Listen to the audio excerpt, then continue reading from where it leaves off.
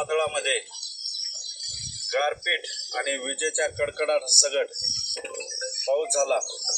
यामध्ये तुम्ही बघू शकता इथं कोप केलेली होती।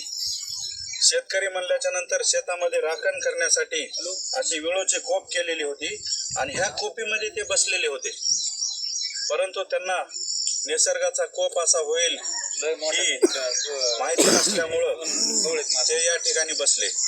आता बघू शकता एवढा मोठा आंब्याचं झाड पडलेलं आहे आणि ह्याच्या खाली दबल्याच्या नंतर वाचणं शक्यच नाही। म्हणून शेतकऱ्यांनी ही काळजी घेणं गरजेचं आहे।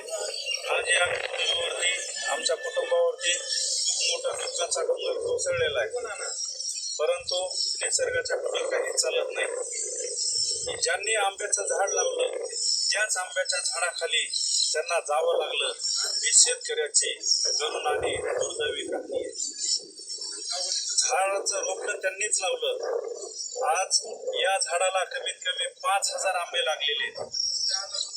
हे आंबे खायचे त्यांना दिवस होते, परंतु आज या आंब्यामुळं त्यांचा जीव गेलेला आहे।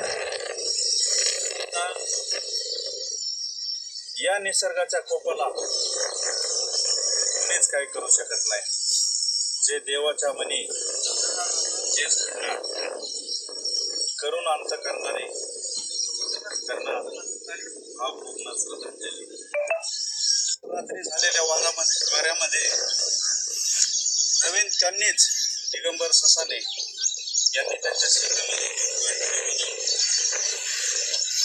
शेतातील कष्टाचे पैसे त्यामध्ये घालून स्वतः डीपी घेतला। त्या डीपीचंही अशा प्रकारे नुकसान झालंय। सर्व विद्युत खांब पडलेले आहेत। एवढंच नाही तर ते ज्या ठिकाणी राहत होते त्या ठिकाणचं चिंचाचं झाडही त्यांच्या दारापुढं पडून त्यांचे जे कुटुंब होतं त्यांनाही बाहेर येता आलं नाही।